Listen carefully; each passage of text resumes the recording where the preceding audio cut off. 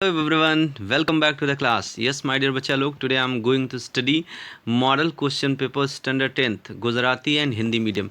मेरे प्यारे बच्चों, आज हम सीखने वाले हैं स्टैंडर्ड 9th का असाइनमेंट का model paper. If you are in Gujarati medium और Hindi medium, paper is same. अगर आप गुजराती और हिंदी मीडियम में पढ़ते हैं तो आपके लिए सेम पेपर है।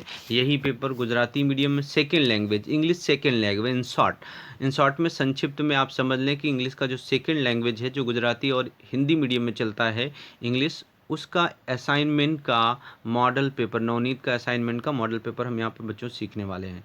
ठीक है बच्चों, so without waste time let's start. और आगे बढ़ने से पहले बच्चों मैं बता दूं आपको कि अगर आप कोई चैनल पे नए हैं तो दोस्त सब्सक्राइब जरूर कर लेना, लाइक शेयर और बेल आइकन को हिट करना ना भूलना। So let's start without wasting time.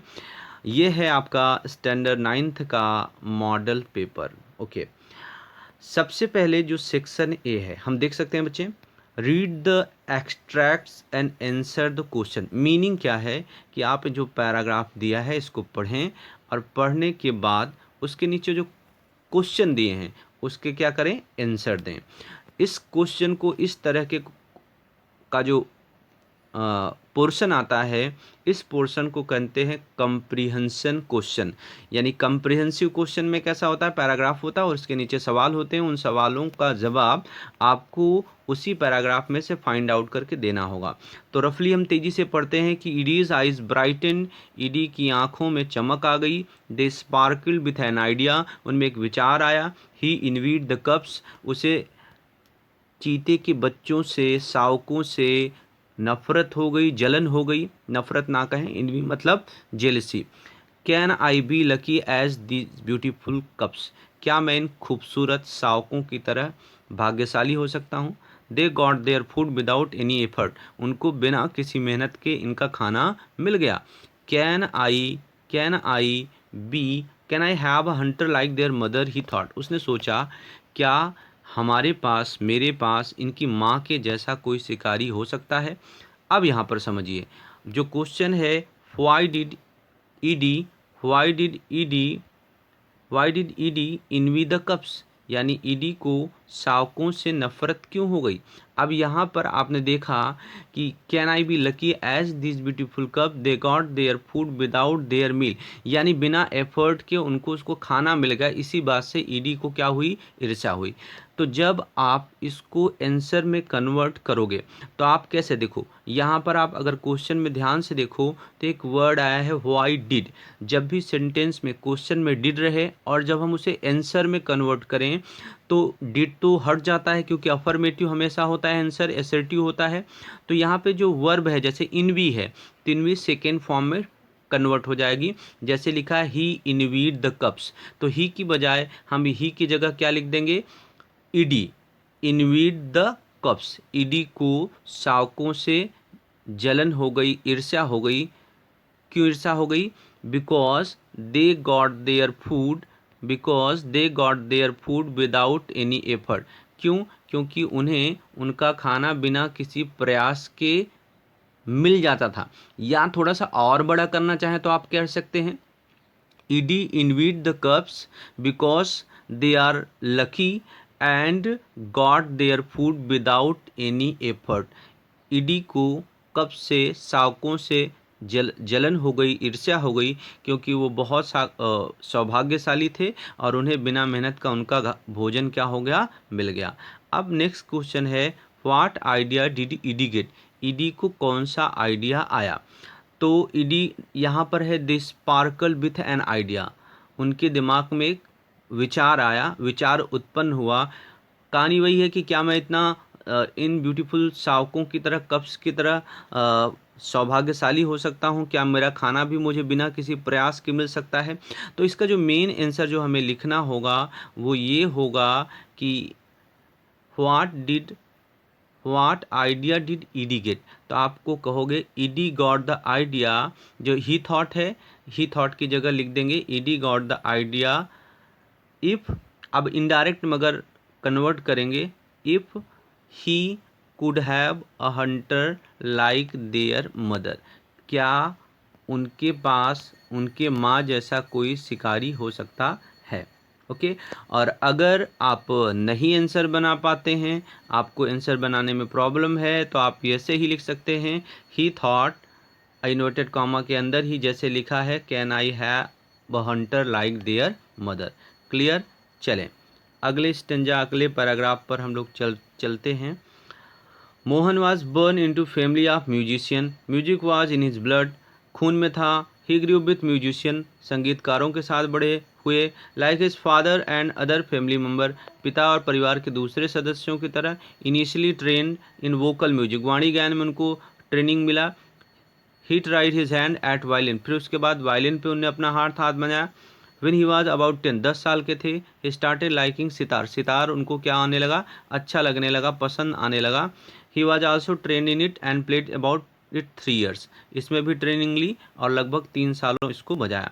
अब सवाल है, हाउ कैन यू से the music was in his blood, आप कैसे कह सकते हो कि संगीत उनके रक्त में था।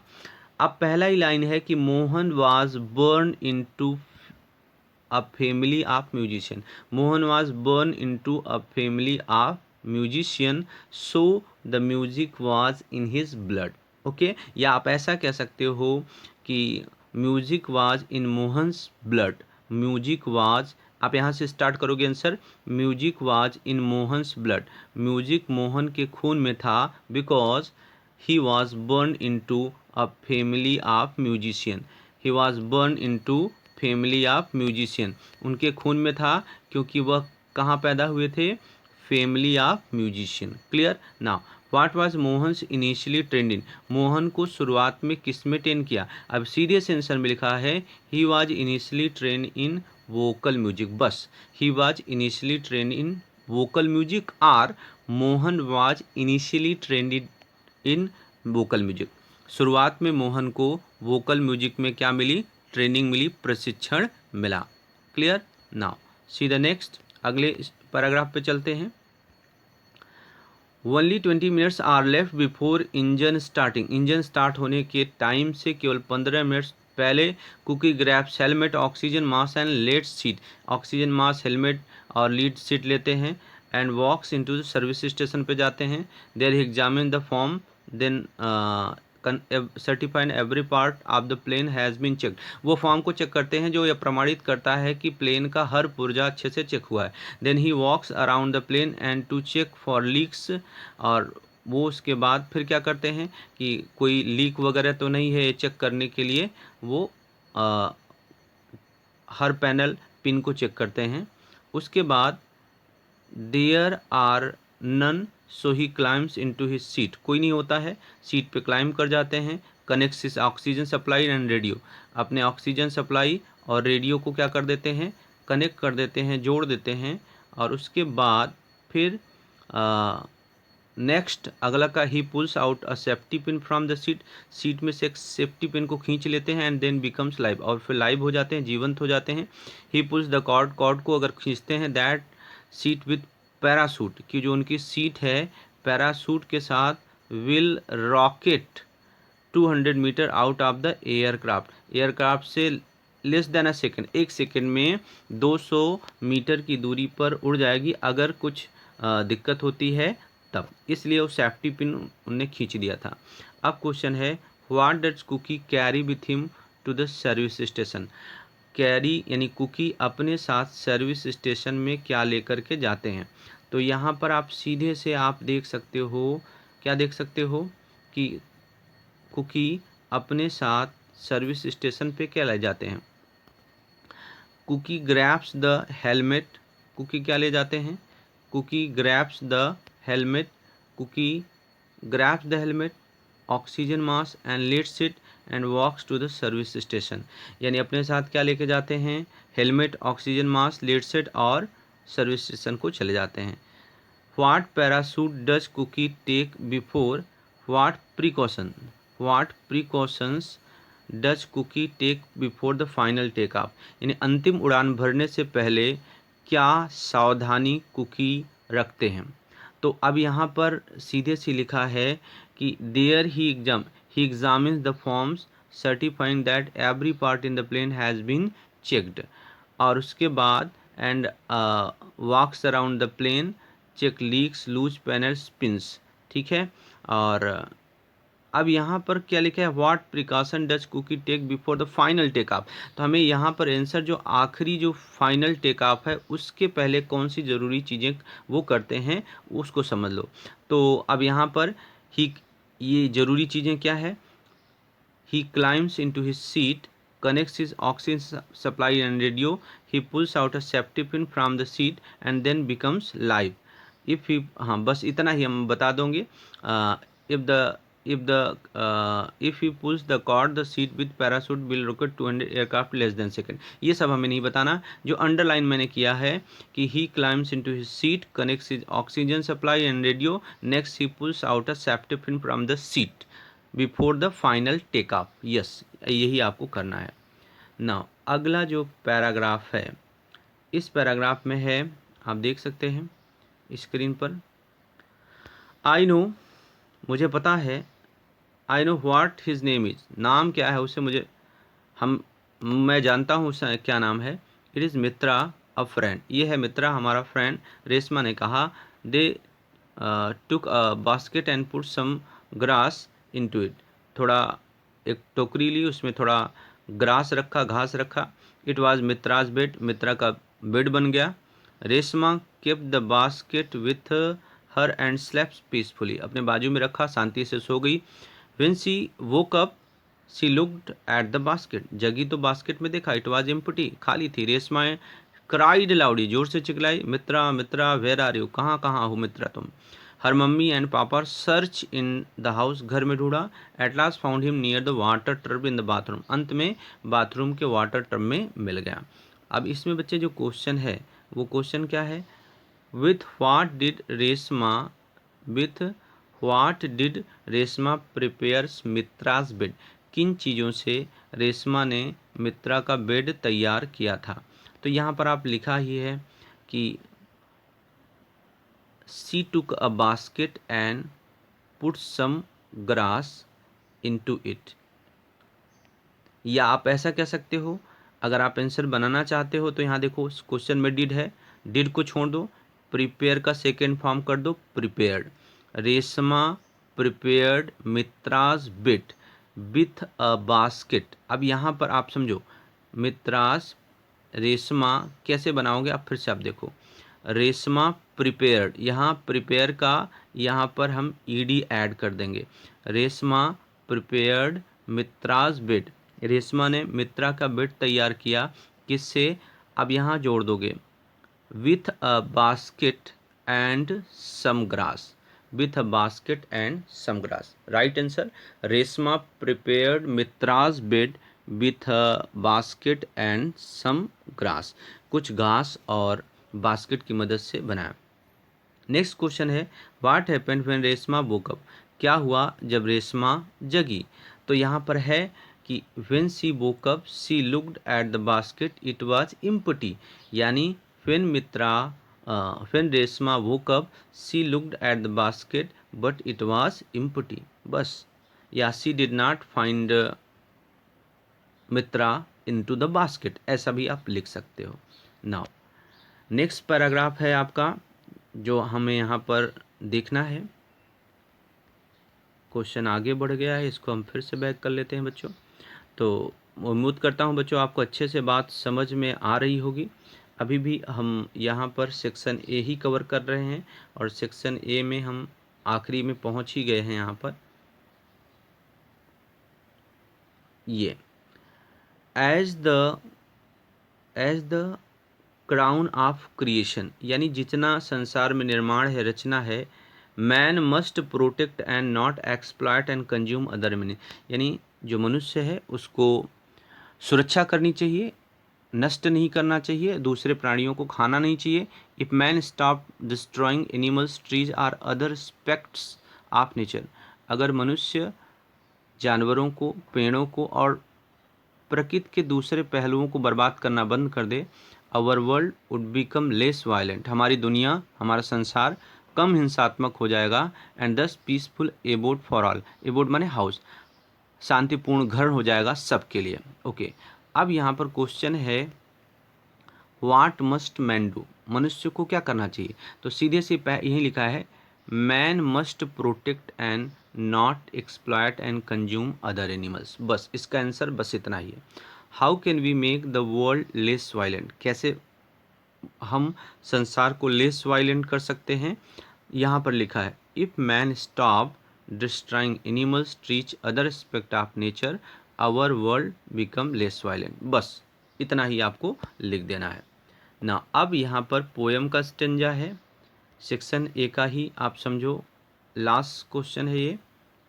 पोयम का स्टेंजा है, पोयम है, if you can't be a highway, if you can't be a highway, highway मतलब चौड़ा रास्ता, अगर आप हाईवे नहीं बन सकते हो then just be a trail, एक पगडंडी बन जाना। If you can't be the sun be star, अगर सूरज नहीं बन सकते हो, सन नहीं बन सकते हो तो क्या बन जाना? स्टार बन जाना। It is not by the size that you win or fail, ये आकार से नहीं है कि तुम जीतते हो हारते हो। Be the best whatever are, जो भी तुम हो उसमें क्या बने रहो? सबसे अच्छे रहो। अब क्वेश्चन है, what does the poet say about success, what does the poet say about the success and failure, सफलता असफलता के बारे में पोएट क्या कहता है? तो आप डज है तो पोएट सेज ऐसा कह सकते हो, poet says about success and failure that it is not by the size that you win or fail, यानी यह आकार से नहीं है कि आप जीतते हो या हारते हो। इसको आप सेंटेंस भी बना के लिख सकते हो, ऐसे भी लिख सकते हो कि it is not by size that you win or fail, या ऐसे अगर सेंटेंस बनाना चाहो तो आप कह सकते हो, the poet says that, the poet says about success and failure that it is not by the size that one wins or fails, या जैसे लिखा है वैसे लिख दो। If you can't be the sun, अगर आप सूरज नहीं बन सकते हो तो क्या? बस आप फिल इन द ब्लैंक्स भरना है, बी स्टार, क्या करना है आपको? बी अ स्टार लिख देना। If you can't be the sun, be star, ये भी कंप्लीट हो गया। अब यहाँ पर सेक्शन ए का 30 नंबर का जो सवाल है ये क्या है? Use the set of words in own sentences meaningfully, वाक्य प्रयोग करना है। दो शब्द दिए हैं, एक वर्ड है एक्सेप्शनल और कार्विंग। एक्सेप्शनल का मतलब होता है अपवाद स्वरूप, विशिष्ट। कार्विंग का मतलब नक्काशी। तो आपने देखा था रानी की वाव वाला चैप्टर आपने पढ़ा, तो आप कह सकते हो कि there were many exceptional carvings on the walls of the Rani ki Vav, रानी की वाव की जो दीवारें थी उसमें exceptional carvings of gods and goddess, देवी और देवताओं की उस पर क्या थी? अपवाद स्वरूप नक्काशी थी उसमें। वहाँ पर आपने दुर्लभ चित्र भी देखे थे, आपने पढ़ाई था। दूसरा वर्ड है वेयर, बेयर और वंडर। बेयर मीनिंग होता है नंगे पाँव और वंडर का मतलब होता है आश्चर्य। I wonder how the boys and girls walk on the hot sun in the village on bare foot, मुझे आश्चर्य होता है कि गांव में कैसे लड़के और लड़कियां नंगे पांव गरम धूप में चलते हैं। यानी दोनों सेंटेंस को आपको मिलाकर एक सेंटेंस, मीनिंगफुल सेंटेंस बना देना। That is the. अब नेक्स्ट जो क्वेश्चन है बहुत ही आसान सवाल है, बस आपको याद रखना है चैप्टर की story. Who said to whom, किसने किसको कहा? I want to play with the guitar only, इसको किसने कहा था? Mohan said to himself, Mohan ने किसको कहा था? अपने आप से कहा था कि मैं केवल क्या बजाना चाहता हूँ? Guitar. She is so understanding and happy with me, ये किसने कहा था? ये अबू मियाँ ने अपने पड़ोसी गोविंदा से कहा था। Abu Miyan said to his neighbour Govinda, we want to make Mitra very strong, he should be able to fly, हम मित्रा को क्या करना चाहते हैं? बहुत स्ट्रांग बनाना चाहते हैं, वह उड़ने की योग्य होना चाहिए। ये किसने कहा था? बच्चों ने आपस में ही कहा था। Children said to themselves, children said to themselves. Now fill in the blanks. 3 words हैं, प्लेटफॉर्म है, स्लिप्ड है, स्माइलिंग है। I watched her at the platform away, slipped, यहाँ पर पहली जगह में आपको क्या भरना होगा कि I watched her as the platform slipped away. 1 number पे हमारा क्या आएगा? प्लेटफॉर्म। मैं जैसे प्लेटफॉर्म दूर जा रहा था मैं उसे देख रहा था। She was alone on the, कहाँ पे अलोन थी? प्लेटफॉर्म पे। 2 नंबर पे आएगा। She was alone on the platform and did not move but she was looking at me and smiling. वह मुझे देख रही थी और मुस्करा रही थी। ठीक है, 3rd नंबर पे क्या आएगा? स्माइलिंग। फिर ये पैसेज आ गया अगेन कि आपको पैसेज पढ़ना है और फिर क्वेश्चंस के आंसर उसी में से फाइंड आउट करके देखना है। When he started talking, when he started taking interest in the books, he felt someone walking. जैसे ही किताबों में उसने रुचि लेना शुरू किया वैसे ही उसने महसूस किया कि कोई आ रहा था। He looked up, उसने सिर ऊपर की तरफ उठाया, देखा। In the doorway, दरवाजे के सामने stood a tall thin woman dressed in grey. एक दुबली पतली महिला खड़ी थी जिसने सफ़ेद रंग की ग्रे रंग की पोशाक पहनी हुई थी। ग्रे एज शैडोज, और इतनी सफ़ेद थी, ग्रे थी जैसे कि परछाई हो। Shopkeeper thought to himself, shopkeeper ने अपने आप में सोचा। She had a sad tragic face. Sad दुखी, ट्रैजिक मतलब बहुत दुख भरा उसका चेहरा था। Her big dark eyes were full of tears. उसकी जो बड़ी और काली आंखें थी वो पूरी तरह से आंसुओं से भरी थी। She move slowly to the counter की तरफ धीरे गई। द शॉपकीपर स्टूड अप, खड़ा हो गया। Looked at her kindly and said, दयापूर्वक उसकी तरफ देखा और कहा, what can I do for you ma'am? मैं आपके लिए क्या कर सकता हूँ?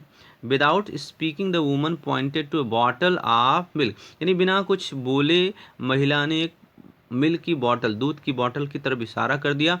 The shopkeeper took it down and handed it to her, यानी दुकानदार ने उसे उठाया, उतारा और उसे दे दिया। She took the milk, turn around and went without paying and speaking, यानी वो क्या की, मिल्क ली, दूध ली और मुड़ी और बिना कुछ बोले, बिना पैसा चुकाए चली गई।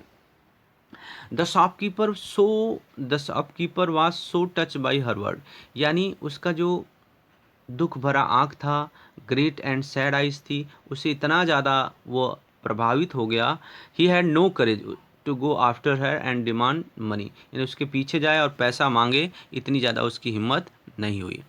अब यहाँ पर क्वेश्चन है, what did the shopkeeper see in the doorway? Doorway पर शॉपकीपर ने क्या देखा? तो यहाँ पर स्टार्टिंग लाइन है, यहाँ पर आप देख सकते हो, इन the doorway stood a tall thin woman dressed in grey. तो आप इसको टर्न कर सकते हो, the shopkeeper saw at the doorway a tall thin woman dressed in grey, standing a tall thin women dressed in grey. ठीक है, next question है, what did woman want? महिला क्या चाहती थी? तो the women wanted milk, did को हम रिमूव कर देंगे, वांट का सेकेंड फॉर्म कर देंगे, the women wanted milk. Next question है, why did the shopkeeper not demanded any money? Shopkeeper कोई पैसे की मांग क्यों नहीं कर पाया? तो यहाँ पर आखिरी लाइन है, the shopkeeper was so touched bye her great and sad eyes, उसकी दुख भरी विशाल आंखों से इतना ज़्यादा प्रभावित हो गया, that he had no courage to go after him and demand the money. अब अगला सवाल है, describe the woman in grey, जो ग्रे में कपड़ों में महिला थी उसका वर्णन करो। तो ये फिर से अगेन आपको फर्स्ट लाइन में ही मिल जाएगी जिसका एक बार आंसर किया है, the woman in grey, the woman in grey was tall, thin, and dressed grey as shadow. The woman was tall, thin, and dressed in grey as shadows. इतना लिख दो, आपकी बात पूरी हो जाएगी। नाउ इसी में नेक्स्ट क्वेश्चन है, what did the woman do after taking the milk? दूध लेने के बाद महिला ने क्या किया? तो आपने देखा कि जैसे ही उसने दूध लिया चुपचाप चली गई। She took the milk, turn around and went out without paying or speaking, यानी the woman took the milk, turn around and went without paying or speaking, बिना कुछ बोले या पैसा चुकाए वो लेकर चली गई। अब यहाँ पर find the word having similar word, nearest meaning जैसा। स्ट्राइक, स्ट्राइक का मतलब होता है किसी चीज़ से टकरा जाना, to hit against. Okay, to take place, किसी चीज़ का स्थान लेना। घटित होना, टू हैपन। अब हमारा इनडायरेक्ट स्पीच है, डायलॉग है। Read the dialogue and answer the question. यहाँ पर भी ये डायलॉग है, दो लोगों के बीच में इंटरव्यू है, इसको पढ़ना है और उसके नीचे सवालों का जवाब देना है। इंटरव्यूअर और माइकल के बीच में बात हो रही है। Hello Michael, is fortunate to have here with us. Michael, आपके साथ यहाँ होना खुशी की बात है। माइकल ने कहा, माई प्लेजर, मेरे आनंद की बात है। इंटरव्यूअर और माइकल की बीच बात हो रही है। इंटरव्यूअर ने कहा, so Michael tell us what the age did you start swimming. कब से आपने माइकल तैरना शुरू किया? तो कहा लगभग ये 7 साल का होगा। Partially I was influenced by my elder sister and partially it was a sort of outlet for my energy. कहा कि ये देखो, आंशिक रूप से मैं मेरी बड़ी बहन से प्रेरित था और मुझे ज़्यादा एनर्जी थी, तो मेरी ऊर्जा को बाहर निकालने का एक तरीका था।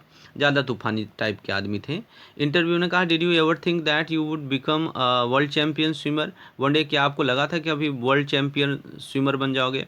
Can you tell us how many meals do have medals do have you have won in the Olympic? क्या बताओगे कितना मेडल आपने ओलंपिक में जीता था? तो frankly I actually did not think I would become a champion. नहीं लगता था कि मैं चैम्पियन बनूंगा, but it feels good to have 22 Olympic medals in the bag. Bag में अपने 22 गोल्ड मेडल रखना, ओलंपिक मेडल रखना अच्छी बात है। इंटरव्यू का, that is remarkable, it's require great strength energy, tell us about your diet and habit, what keeps you food. क्या बड़ी अच्छी बात है। इसके लिए तो बड़ी ताकत और ऊर्जा की ज़रूरत होती है अपने आप को फिट करने के लिए। आप खाने में खाते क्या हो? तो माइकल ने कहा, I eat lot of, actually बहुत खाता हूँ। यूली टेक हैवी ब्रेकफास्ट लेता हूँ with 3 fried eggs sandwiches with lot of cheese. ये इनका ब्रेकफास्ट है। Salad, tomato, fried onions and mayonnaise. I also drink 2 cups of coffee. इतना सब खाते हैं। अब क्वेश्चन है, at what age did Michael Phelps start swimming? तो वहाँ पर आपने देखा था 7 ईयर। तो at the age of 7 Michael Phelps started. Start के लिए यहाँ पे क्या लिख देंगे? स्टार्टेड स्विमिंग, या ऐसा कहें, the Michael Phelps started. Again मैं आपको बताता हूँ आप कैसे लिखोगे। माइकल फेल्प्स स्टार्टेड, स्टार्ट के लिए यहाँ क्या लिख देंगे? Started swimming at the age of 7, यानी 7 साल की उम्र में माइकल फेल्प्स ने क्या करना शुरू कर दिया? तैरना शुरू कर दिया। Who influence him for swimming? तो वहाँ पर लिखा था माई एल्डर सिस्टर ना, तो आप लिखोगे Michael Phelps Elder sister, who की जगह लिख दोगे Michael Phelps Elder sister influence him for swimming. How many Olympic medals has Michael Phelps one? तो आप वहाँ 22 देखे थे, तो आप क्या लिख दोगे? Michael Phelps have won, Michael Phelps has won 22 Olympic medals. Next question है, how many eggs sandwiches Michael's eat in his breakfast? अपने ब्रेकफास्ट में कितना एक सैंडविच माइकल खाते हैं? ठीक है, तो यहाँ सीधे से ही लिखा है क्वेश्चन में, 3 fried egg sandwiches, lot of cheese, salad, tomato, fried onions and mayonnaise. लेकिन यहाँ क्वेश्चन क्या था? How many egg sandwich does Michael eat? कितना एग सैंडविच खाते हैं? तो हमें बस वही बताना था, 3 fried egg sandwiches with lot of cheese. क्या नाम है इनका? Michael eat. अब है, how much coffee does he take in the breakfast? कितना खाते हैं? तो 2 cups of coffee. He takes 2 cups of coffee in the breakfast. Now अब आ जाता है सेक्शन सी। सेक्शन सी में बच्चों ऐसे ही कोई डाटा, एडवर्टाइज कुछ दिया रहेगा, आपको अच्छे से उसको समझना है। फिर उसके नीचे जो क्वेश्चंस हैं उन क्वेश्चंस को आपको क्या करना है? आंसर देना है। कैसे आंसर देंगे? पहले हम जो भी डाटा वगैरह होगा, एडवर्टाइज वगैरह होगा, उसको पढ़ेंगे। कैश मेमो हो सकता है, बिल हो सकता है, किसी चीज़ का विज्ञापन हो सकता है, नोटिस हो सकता है, कुछ भी हो सकता है। यहाँ पर आप देखो, सुरेश भाई और नेहा बहन का एक कपल है, जोड़ा है, और उनके अब बच्चों की संख्या देखो, गौरव और संध्या, गीतांजलि और प्रतीक। ठीक है, 2 बच्चे हैं, गौरव और गीतांजलि। तो गौरव की जो वाइफ होंगी उनका नाम होगा संध्या, गीतांजलि की जो हस्बैंड है उनका क्या नाम होगा? प्रतीक। और गौरव गीतांजलि की बच्ची है टीना, और गौरव और संध्या की बेटी का नाम क्या है, टीना है। और गीतांजलि और प्रतीक के बच्चों का नाम है अमन और जस्मिन, 2 बच्चे हैं। अब ध्यान रखना, अब इसके नीचे सवाल है, how many grand children does Suresh भाई हैव। सुरेश भाई को कितने नाती पोते हैं, तो काउंट कर लो। यहाँ पर कौन कौन है भाई, एक टीना हो गई और दूसरे अमन जैस्मिन टीना, तो कितने हुए टोटल, 3। तो आप कह दोगे सुरेश भाई हैव 3 ग्रैंड चिल्ड्रन। सुरेश भाई को कितने नाती पोते हैं, 3। How are Jasmine and Tina related, they are cousins, क्योंकि मामा के बच्चे हैं, टीना किसके, अमन और जैस्मिन के, तो ये कैसे हैं, दे आर कजिन्स, ठीक है, कजिन चचेरे या ममेरे भाई बहन हैं। अब नेक्स्ट क्वेश्चन है, how are Tina and Sandhya related. Tina और संध्या किस तरह से रिलेशन रखती हैं, तो संध्या टीना की क्या है, मदर है, तो आप क्या कहोगे, Sandhya is the mother of Tina, या Tina is daughter of Sandhya. Tina Sandhya की क्या है, डॉटर है। नेक्स्ट क्वेश्चन है, how are Aman and Gaurav related. Aman और गौरव का आपस में क्या रिलेशन है, तो आप अमन और गौरव को देखो, गौरव कौन है, अमन के मामा हैं, तो आप कह सकते हो कि Gaurav is Aman's maternal uncle. Gaurav is Aman's maternal uncle. Maternal uncle का मतलब होता है ममेरा या मामा, ठीक है, तो गौरव कौन है, अमन के मैटरनल अंकल, मामा हैं, ठीक है।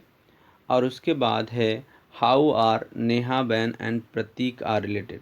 नेहा बहन और प्रतीक क्या हैं, तो अब प्रतीक नेहा बहन के हैं दामाद, तो दामाद को हम लोग क्या बोलते हैं, सन इन लॉ। तो आप कह सकते हो Neha behan is mother in law Prateek and Prateek is son in law Neha behan, बस हो गया। अब फिर से डायलॉग है, कंप्लीट इनडायरेक्ट स्पीच में हमें टर्न करना है। तो इनडायरेक्ट स्पीच में टर्न करने के बच्चों बहुत आपको अच्छे से समझना है, इस बात को आप फोकस कर लेना, क्योंकि ऑप्शन में दिया रहेगा, आसान है। तो डायरेक्ट को इनडायरेक्ट में कन्वर्ट करते समय सबसे पहले हमको ये समझना होगा डायलॉग में कि कौन बोल रहा है और कौन सुन रहा है। जैसे जिसके सामने बात लिखी है वो बोल रहा है और उसके नीचे वाला सुन रहा है। यानी मिस्टर पटेल के सामने बात लिखी है, the rent of this house is 2000 per month. इस मकान का किराया कितना है, 2000 रुपया महीना है। तो इस सेंटेंस में हम क्या समझ रहे हैं कि जो मिस्टर पटेल हैं वो बोल रहे हैं और दीपक क्या कर रहा है, सुन रहा है। क्या बात बोल रहे हैं, the rent of this house is 2000 per month. फिर दीपक बोल रहा है, are the electricity charges included, बिजली का बिल इसमें शामिल है क्या। मिस्टर पटेल कह रहे हैं, no you will have to pay for electricity, बिजली का बिल अलग से चुकाना पड़ेगा। दीपक बोल रहा है, will I get breakfast lunch dinner सब मिलेगा क्या। Mister Patel, you will get only breakfast, केवल नाश्ता मिलेगा आपको और बाकी कुछ मिलने वाला नहीं है। अब बच्चे, अब हम इसे क्या करना है, इनडायरेक्ट स्पीच में कन्वर्ट करना है। तो पहले ही मैंने आपको बताया कि डायरेक्ट को इनडायरेक्ट में कन्वर्ट करते समय सबसे पहले हमें क्या जानना होगा, कौन बोल रहा है और कौन सुन रहा है। तो हमें पता ही चल गया कि पहले सेंटेंस में मिस्टर पटेल बोल रहे हैं और नीचे कौन सुन रहा है, दीपक सुन रहा है। तो अभी ये सेंटेंस जो है, इतना करने के बाद हमें ये देखना होता है, जैसे ये सेंटेंस है, मिस्टर पटेल सेड टू दीपक, तो मिस्टर पटेल के सामने वाला सेंटेंस कौन से टाइप का है, एसर्टिव है, इंट्रोगेटिव है, इम्परेटिव है, ऑप्टेटिव या एक्सक्लेमेटरी है, वो हमें समझना होगा। तो हम देख रहे हैं कि ये सेंटेंस क्या है, एसर्टिव है। कैसे पता चला एसर्टिव है, क्योंकि लास्ट में फुल स्टॉप आया और सब्जेक्ट से शुरू हुआ है। तो जब भी सेंटेंस एसर्टिव होता है तो हम सेड टू को किस में कन्वर्ट करते हैं, टोल्ड में। तो ये सेंटेंस यहाँ खाली जगह बनना है, mister Patel said told Deepak, तो यहाँ पे क्या आएगा, टोल्ड, यानी mister Patel told Deepak that the rent of this house was 2000 per month. अब जो अगला सवाल है, are the electricity charges included in it, तो यहाँ क्वेश्चन मार्क है, तो ये सेंटेंस क्या हुआ, इंट्रोगेटिव हुआ। इंट्रोगेटिव हो तो सेड टू को हम किस में कन्वर्ट करते हैं, आस्क्ड में। तो यहाँ पर बना ही हुआ लिखा हुआ है, Deepak asked him if the electricity charges was were is included. अब यहाँ पर देखो आर था, इलेक्ट्रिसिटी चार्जेस के लिए प्लूरल ही है, तो आर का जो पास्ट है वो क्या हो जाएगा, वर। आर का प्लूरल क्या हो जाएगा, वर। यानी if the electricity charges were included in it. Replying in, अब देखो जब भी नो रहेगा तो रिप्लाइंग निगेटिव होगा और यस रहेगा तो पॉजिटिव होगा, तो यहाँ पर सीधी सी बात क्या आएगी, निगेटिव आएगा। मिस्टर पटेल सेड दैट, अब उसके बाद विल हैव, तो विल हैव को जब हम पास्ट में कन्वर्ट करेंगे तो वो हमारा हो जाएगा वुड हैव। क्या हो जाएगा बच्चे, वुड हैव, यानी यहाँ पर ये होगा would have. Deepak asked if he would get breakfast, lunch and dinner. Mister Patel said that he would get only breakfast. तो बच्चों यहाँ पर जो केवल ऑप्शंस हैं इसमें टोल्ड रहेगा और ये यहाँ वर रहेगा और यहाँ निगेटिव होगा और इस खाली जगह में वुड हैव होगा। क्लियर, बस इतना ही करना है, 2 मार्क्स आपको मिल जाएंगे। चेंज द टेक्स्ट, यहाँ पर जो अगला सवाल है आपका, चेंज द टेक्स्ट मीनिंग आपको क्या करना है, टेक्स्ट को बदलना है। 2 तरह का हो सकता है। चेंज द टेक्स्ट वाले टॉपिक में आपको टेंस बदलना हो सकता है, जेंडर बदलना हो सकता है, नंबर बदलना हो सकता है और पैसिव वॉइस बदलना हो सकता है। ये सारी चीज़ें इसमें आती हैं। ओके। कविता रन्स फास्ट, तेज़ दौड़ता है। आनंद वॉक स्लोली, धीरे चलता है। Teacher shouts at them, they laugh, ये हंसते हैं। अब यहाँ बच्चे लिखा है प्रेजेंट कॉन्टिन्यूअस, तो प्रेजेंट कॉन्टिन्यूअस लिखा है, इसका मतलब है प्रेजेंट कॉन्टिन्यूअस में सब्जेक्ट के साथ इज़, एम, आर और साथ में आती है V1 में क्या ऐड करना होता है, ING। यानी जहाँ जहाँ पर वर्ब होगी वहाँ हमें इज एम आर में से कोई एक चीज़ और साथ में वर्ब की फर्स्ट फॉर्म में क्या कर देना है, ING। जैसे यहाँ लिखा है कविता रन्स, तो रन्स की जगह कविता सिंगुलर है तो हमें क्या लिखना होगा, इज़, और रन में क्या जोड़ देना होगा, ING। Kavita is running, Kavita is running. Clear, fast, Kavita is running fast. फिर अगला जो है, but Deep and Anand walk slowly. Deep and Anand plural हो गए, 2 जन हो गए, तो इसे कंटिन्यूस में बदलने के लिए आपको क्या लिखना होगा, आर, और वॉक में क्या ऐड कर देना होगा, ING। यानी दीपक and Anand are walking slowly. अगला जो है, the teacher shouts at them, तो साउट्स सिंगुलर है टीचर, तो आपको क्या लेना पड़ेगा, इज, और साउट में क्या जोड़ देना पड़ेगा आपको, ING। Teacher is shouting. फिर जो है अगला जो है, यहाँ क्या लिखा है, दे लाफ, तो दे लाफ, दे प्लूरल है तो आप लिखोगे आर, और लाफ में आपको क्या जोड़ देना पड़ेगा, ING, they are laughing. Clear, okay. चलो अब अगला जो है, जो आपको चेंज करना है, चेंज द जेंडर, यहाँ लिखा है जेंडर बदलना है। अ Hunter and his son went for hunting, तो बच्चे जब जेंडर चेंज करना होगा तो हमें ध्यान रखना होगा, अब जो भी जेंडर होगा, मेल होगा तो फीमेल, फीमेल होगा तो मेल, इस तरह से चेंज करेंगे।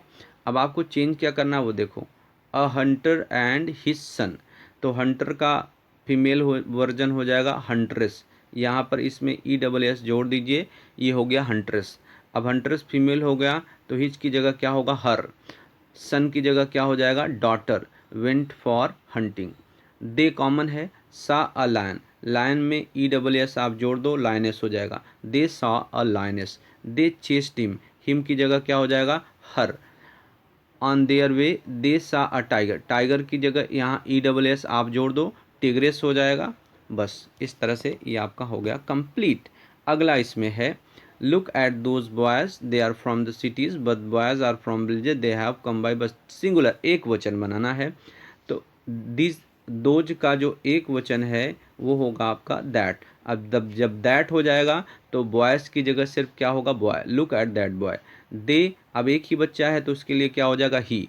आर की जगह क्या हो जाएगा, is. He is from the cities की जगह सिर्फ क्या होगा, city, he is from a city या he is from city. But these, these का सिंगुलर क्या होगा, दिस, बट दिस बॉयज़ की जगह क्या होगा, बॉय। आर की जगह क्या होगा, इज़। फ्रॉम विलेजेस की जगह हो जाएगा अ विलेज, यानी यस, यहाँ का ये यस है, कट जाएगा। दे की जगह फिर क्या होगा, ही हो जाएगा। हैव का क्या हो जाएगा, हैज हो जाएगा। कम बाई बसेस का सिर्फ क्या होगा, बस। क्लियर, इस तरह से 3 में से बेटा कोई एक करना है, यहाँ पर लिखा ही रहेगा 3 है, 3 चेंज द टेक्स्ट होगा और उसमें से कोई अपने को एक करना है ना। अब हम पेपर को ख़त्म करने की कगार पर आ रहे हैं, तो पेशेंस बनाए रखें बच्चों और पूरी तरह से देखें। Sumit always go to school in bus, यहाँ करेक्ट करना है अंडरलाइन, इन बस नहीं होगा, यहाँ होगा बाई बस। सुमित हमेशा बस से जाता है। Always goes on the bicycle, जब हमेशा बस से जाता है तो साइकिल पे कैसे जाएगा, तो यहाँ आपको चेंज करके लिखना होगा never, he never goes on his bicycle. But sometimes if her father is free, तो हर नहीं आएगा क्योंकि वो लड़का है, तो उसके पिताजी के लिए यहाँ पर क्या आएगा, his. If his father is free he drops him to school. I have never, never नहीं, seen him with his father, मैंने कभी उसे पिता के साथ नहीं देखा। जब कभी कभार छोड़ने जाते हैं तो यहाँ नेवर की जगह बच्चे क्या लिख दोगे, ये समटाइम्स आ जाएगा। I have sometimes scene him with his father, कभी कभी मैंने उनके पिता के साथ उनको देखा है। अब ये 2 कंजक्शंस की मदद से हमें यहाँ पर जोड़ना है। There were no mobiles in this village, there were no computers in this village. कोई मोबाइल नहीं है विलेज में और कोई कंप्यूटर नहीं है, तो आइदर आर नाइदर नॉर, दो में से कोई एक भी नहीं है तो नाइदर नॉर, और दो में से कोई एक है तो आइदर आर, और अन्यथा के लिए क्या आता है, एल्स। तो अब बच्चों जब हमें इसे नाइदर नॉर से क्या करना है, ज्वाइन करना है। कैसे जोड़ेंगे, दोनों सेंटेंस में जो कॉमन चीज़ है पहले वो लिखेंगे। जैसे देयर वर दोनों में क्या है, कॉमन है, तो देयर वर नो कट कर देंगे, नो की जगह क्या लिख देंगे, neither. There were neither mobiles in, neither mobiles nor computers, फिर आखिरी में लिख देंगे in this village. There were neither mobiles nor computers in this village. अब है it is raining schools are close, बारिश हो रही है इसलिए स्कूल क्या है, बंद है। देयरफॉर माने इसलिए इस कारण, बट विरोधी अर्थ के लिए एंड और, तो यहाँ पर जो सही ऑप्शन है जो भरना है आपको, देयरफॉर, बीच में सिर्फ आपको क्या लिख देना है, देयरफॉर, और कुछ नहीं। It is raining therefore schools are close, बारिश हो रही है इसलिए क्लोज, स्कूल क्या है, क्लोज है। Please take rest, you are fit for the test tomorrow, आराम कर लें जिससे कि आप कल के टेस्ट के लिए फिट रहें। तो सो दैट ही यहाँ पर हमको जोड़ना पड़ेगा, इस सो दैट से हमारा सेंटेंस जुड़ेगा। Please take rest so that you are fit for the test tomorrow. Clear. अब मैचिंग फंक्शन, तो मैचिंग फंक्शन में बच्चों आपको ध्यान रखना है कुछ चीज़ें। देखो, when will you come here, तो बेटा जब भी सेंटेंस में क्वेश्चन मार्क आए, अब क्वेश्चन मार्क आए, अब यहाँ लिखा है सीकिंग इन्फॉर्मेशन, इसका मतलब होता है कोई जानकारी चाहना, और जब भी कोई आप जानकारी चाहोगे तो सवाल ही पूछोगे। तो जब भी कोई इन्वर्जन क्वेश्चन होगा, इंट्रोगेटिव वाला सवाल होगा, और जिसमें आपको लगेगा कि यहाँ पर कोई सवाल कोई जानकारी चाहने के लिए पूछा गया है, तो वो हमेशा क्या होगा, सीकिंग इन्फॉर्मेशन। यानी 42 का कौन सा सही है, D.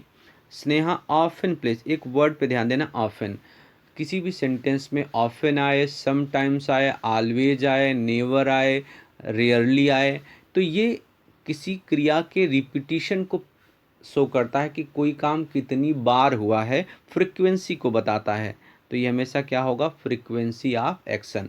Always, sometimes, often, usually, never, rarely, ऐसा कुछ भी आए तो आप समझ जाना वो क्या है, फ्रीक्वेंसी ऑफ एक्शन है। तो 43 का सी सही है। सरला इज़ द टॉलेस्ट गर्ल, देखो EST एडजेक्टिव में जुड़ गया, आर्टिकल द आ गया, तो हमेशा ये क्या होगा, कंपैरिजन। एज एच के बीच में एडजेक्टिव लिखा रहे, सो एज के बीच में लिखा रहे, एडजेक्टिव में प्रत्यय ER जुड़ा रहे, उसके बाद देन आ रहे, या एडजेक्टिव के पहले आर्टिकल द हो और उसमें EST जुड़ा हो, या तो द मोस्ट लिखा हो, या क्या लिखा हो, मोर देन लिखा हो, तो भी आप समझ जाओगे वो हमेशा क्या होगा, कंपैरिजन होगा। What a same, exclamation mark है, एक्सक्लेमेटरी सेंटेंस है, एक्सक्लेमेटरी सेंटेंस में क्या शो होता है, इमोशन। तो यहाँ पर इसका 45 का कौन सा सही है, बी सही है। चलो आगे बढ़ते हैं फटाफट। अब यहाँ पर complete the sentence using the function in the bracket, बस सीकिंग इन्फॉर्मेशन तो क्वेश्चन वाला सेंटेंस होना चाहिए। तो ए में क्वेश्चन नहीं है, ये नहीं होगा, बी में क्वेश्चन मार्क नहीं है, ये नहीं होगा। सी और डी की बात करते हैं, तो जो डी में वर्ब आया ही नहीं है, टू मीट यू लिखा है, और WH वर्ड है, उसके बाद हेल्पिंग वर्ब होना चाहिए, सब्जेक्ट होना चाहिए, और क्या होना चाहिए, मेन वर्ब होना चाहिए। तो यही सही आंसर है, option number C, should me meet, whom should we meet, हमें किससे मिलना चाहिए। इसी तरह नेक्स्ट क्वेश्चन है, you are taking part in the competition exchanging pleasantries, ये प्लीजेंट्रीज या नाइसिटीज़ क्या होता है, जैसे भी हम किसी को मिलते हैं, हाय हेलो गुड मॉर्निंग ऐसा ग्रीट करते हैं, किसी के जीवन में कुछ अच्छा हो तो हम कॉन्ग्रेचुलेशन देते हैं, बधाई देते हैं, थैंक यू बोलते हैं। थैंक यू कोई आपको बोले तो ये हम यू आर वेलकम बोलते हैं। और कोई जीवन में कुछ करने जा रहा है, कुछ काम करने जा रहा है, हम उसको all the best, best of luck बोलते हैं, बाय बाय बोलते हैं। वो सारी चीज़ें एक्सचेंजिंग प्लीजेंट्रीज या नाइसिटीज़ में आती हैं। तो इसमें एक ही ऑप्शन सही है, बेस्ट ऑफ लक, क्योंकि दूसरे में क्वेश्चन पूछा है, तीसरे में सॉरी कहा, चौथे में ओह कहा है। तो सही क्या है? Best of luck. You are taking part in the competition, best of luck. Competition में आप हिस्सा ले रहे हो, आपका भाग्य अच्छा हो। माई ऑफिस डिस्क्राइबिंग प्लेस, स्थान कैसा है वो बताना है। तो यहाँ पर कैसा है? C number, my office is small, मेरा ऑफिस कैसा है? छोटा है। अब क्योंकि ए में है was in the old building last year, तो लास्ट ईयर समय बता रहा नहीं होगा। 10 एम्प्लॉयज़ ये पूछा ही नहीं था। बिलोंग्स टू मी, मुझसे संबंध रखता है, ये भी फंक्शन नहीं है। Write the proper question to get the underline word as their answer, यानी जो अंडरलाइन वर्ड है इसके लिए जवाब मिले ऐसा क्वेश्चन हमको चुनना है। अब the short break is for 50 minute, केवल 15 मिनट का शॉर्ट में। ये क्या है बच्चे? ड्यूरेशन ऑफ टाइम है, समय की क्या है? अवधि है। और जब ड्यूरेशन ऑफ टाइम होगा तो हमेशा सवाल हम उसके लिए हाउ लॉन्ग से बनाएंगे। किससे बनाएंगे बच्चे? हाउ लॉन्ग से। तो अब देखो इसमें क्या हाउ लॉन्ग वाला कोई है? तो आप देख रहे हो हाउ लॉन्ग वाला है D. How long is the short break, that is the right answer. Jay likes red kite, Jay को लाल पतंग पसंद है। कौन सी पतंग पसंद है? कौन सी के लिए क्या आएगा? Which kite does Jay like. चलो नेक्स्ट क्वेश्चन में, Sapna will go to school in the morning, सुबह में जाएगी। कब जाएगी? तो कब के लिए सवाल बनता है? व्हेन से। तो व्हेन वाला कौन सा सेंटेंस सही है? B. When will Sapna go in the, ये गलत है, ऑप्शन नंबर बी गलत है। When will Sapna go to school, option number C सही है कि सपना स्कूल कब जाएगी। तो राइट आंसर क्या है? सी, when will Sapna go to school. क्यों? क्योंकि इसमें बी में आ गया है मॉर्निंग, जो अंडरलाइन वर्ड हो वो क्वेश्चन में आना नहीं चाहिए। अब है शीतल हैज़ अ डोजन मैंगोज, 1 दर्जन है। अब देखो जो हम काउंट कर सकते हैं, काउंट कर सको तो उस चीज़ को हम क्वेश्चन बनाते हैं हाउ मेनी से, और काउंट ना कर सको, अनकाउंटेबल हो तो हाउ मच से। तो इसमें क्या होगा? How many roses does Sheetal have, Sheetal के पास कितने गुलाब हैं। हाउ मच नहीं आएगा क्योंकि अनकाउंटेबल है। क्लियर? चलो अब complete the dialogue using the expression given in the bracket. Bracket में जो एक्सप्रेशन दी इसे आपको क्या करना है? डायलॉग को कंप्लीट करना है। ये भी बहुत आसान है। हाउ नाइस ऑफ यू, तुम कितने अच्छे हो। श्योर, व्हाई नॉट, क्यों नहीं। How far is the railway station, कितना दूर है। नो आई डोंट नो, मुझे नहीं पता है। अब देखो यहाँ पर दो लोगों के बीच में बात हो रही, एक जन की बात लिखी है, दूसरे की बात मिसिंग है। मिसिंग बात के लिए इसमें से चुनना। स्ट्रेंजर और शॉपकीपर के बीच में बात हो रही है। शॉपकीपर ने कहा अबाउट 2 किलोमीटर, लगभग 2 किलोमीटर। तो क्या पूछा होगा तो 2 किलोमीटर बताएंगे, तो पहला यही आएगा how for is the railway station, railway station कितना दूर है। फिर जो है अगला है, राम कहता है would you help me to solve this sum please, क्या यह सवाल हल करने में कृपया मेरी मदद करोगे। तो इसमें क्या आएगा? श्योर, व्हाई नॉट, पक्का, क्यों नहीं। Nitin Rohit, look at I have got your favourite CD, देखो मैं तुम्हारा फेवरेट सीडी ले आया। आप जब किसी की कोई फेवरेट चीज़ ले आओगे तो आपको क्या कहेगा? हाउ नाइस ऑफ यू, आप कितने अच्छे हो। ओके, इस तरह से ख़त्म हो गया। अब आ गया सेक्शन सी। सेक्शन सी में आपको लिखना है email. Write an email about 30 words to your grandfather at haresh.yagnik@gmail.com telling about the award you get on the prize distribution function handle school. तुम्हारे स्कूल में इनाम वितरण कार्यक्रम रखा गया था और तुमने उसमें क्या किया है? जीता है, प्राइज जीता है, और इसलिए अपने दादाजी को ईमेल लिखना है। अगला ईमेल है 30 शब्दों में अपने कजिन को लिखना है, उसका ईमेल एड्रेस है, उसे बधाई देते हुए उसने अच्छे मार्क्स लाए हैं बोर्ड एग्ज़ाम में। फिर उसके बाद आपको यहाँ पर ऐसे है, 2 ऐसे होगा, कोई एक करना होगा। माय फेवरेट सीजन, या यहाँ पे एनिमल है द एलिफेंट, और क्या है फिर साइंस फेयर। तो ये 3 टॉपिक आपको दिए, 3 में से कोई भी एक ऐसे आपको लिखना है। तो बच्चों उम्मीद करता हूँ आपको बात सही खूब अच्छे से समझ में आई होगी और आपको बात आ गई हो। So thank you for watching the video till then, bye bye, see you in the next.